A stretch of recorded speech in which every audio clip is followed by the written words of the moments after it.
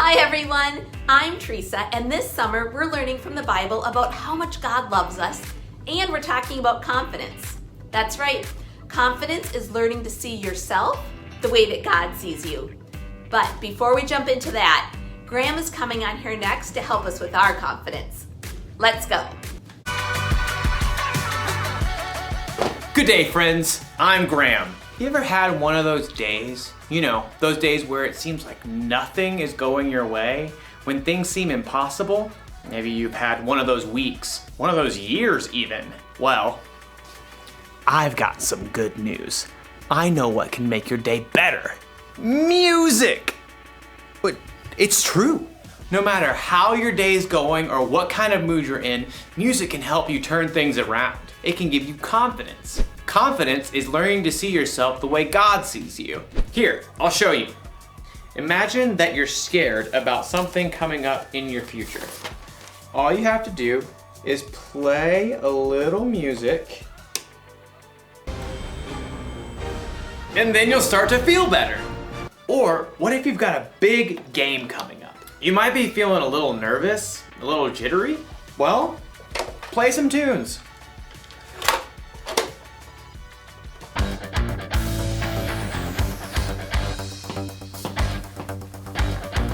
And you'll be ready for the game in no time.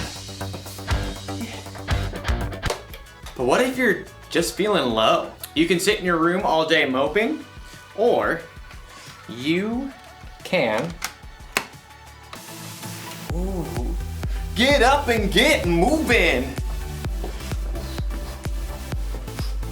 You see, music can help, and there's so many different kinds of music to choose from.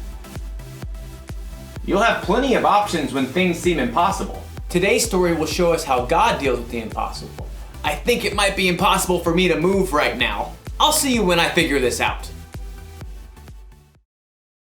The Bible. It's 66 books of history, stories, letters, and poetry that fit together to form God's one big story. The epic adventure of how He created us and loves us so much that He made a way to rescue us. As we travel through the Bible, from Genesis to Revelation, we discover people who met God and found their lives changed forever. Now, for an amazing story, inspired by the book of 1 Kings. Chapter 18. Israel was ruled by many kings who didn't listen to God, but King Ahab was the very worst. He even built a temple to a false god. Everybody worship Baal. He is very great because, I don't know, he can make it rain and stuff. Woot! But the Lord sent a prophet named Elijah to deliver a message to King Ahab. As the Lord lives, there will be neither dew nor rain in the next few years, except at my word. You pipsqueak. Baal can make it rain. Also, off with your head. Elijah quickly departed the palace, and at the Lord's direction, he escaped and hid east of the Jordan River. For 3 years, there was no rain in Israel. Impossible. I won't allow it. Baal, make it rain this instant. Crops failed, rivers and brooks dried up. King Ahab was desperate. In fact, his wife Jezebel even hunted down most of the prophets of God that were left in Israel. Off with their heads. But through it all, God provided food and water for Elijah. In the 3rd year of the drought, God spoke to Elijah again. Go, speak to Ahab. Then I will send rain on the land. You do realize he wants to kill me. Okay, here goes. As Elijah traveled to the palace, he met King Ahab on the road. Is that you, you troubler of Israel? I haven't made trouble for Israel.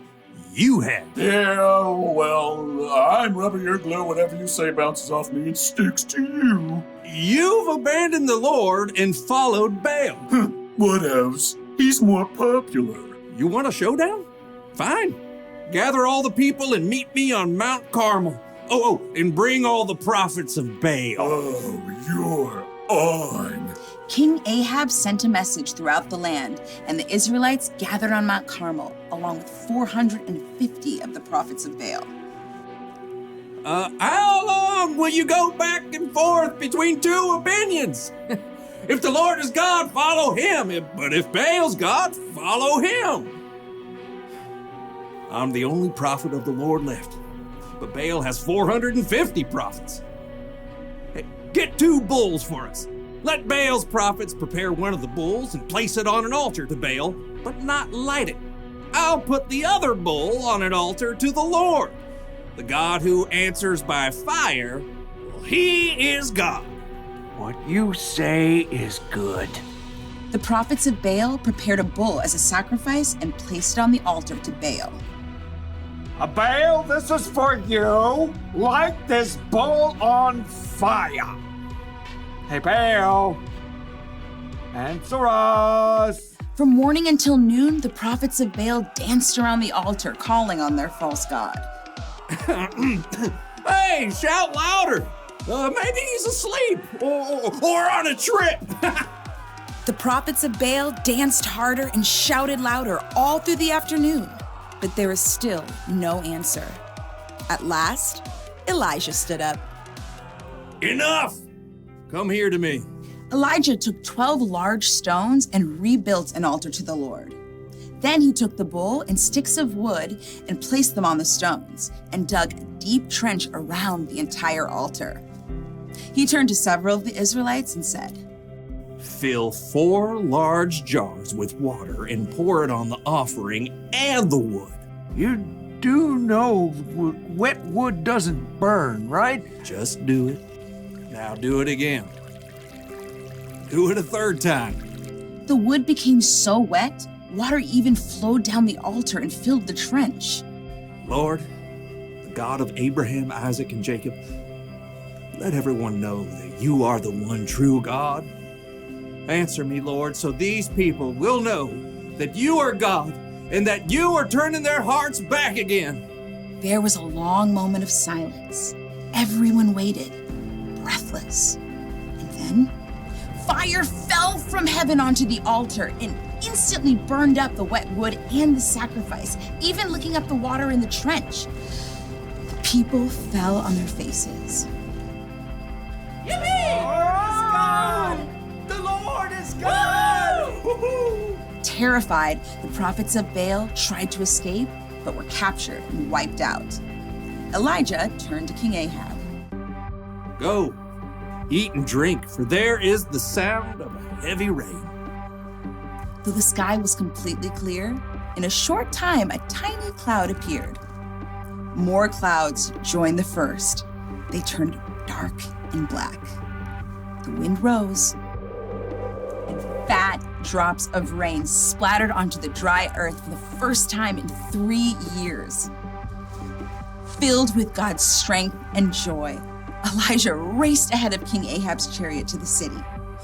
God had done the impossible.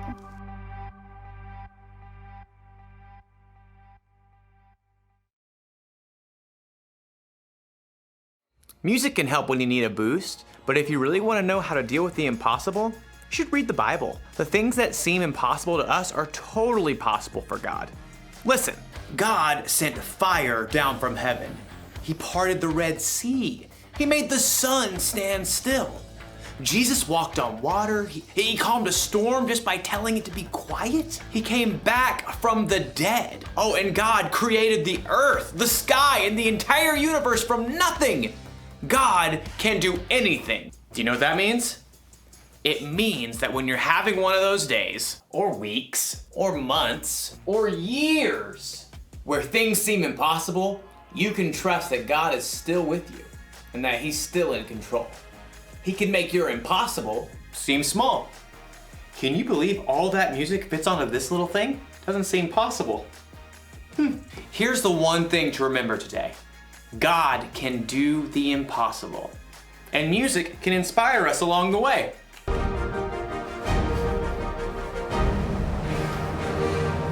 I'll see you next time.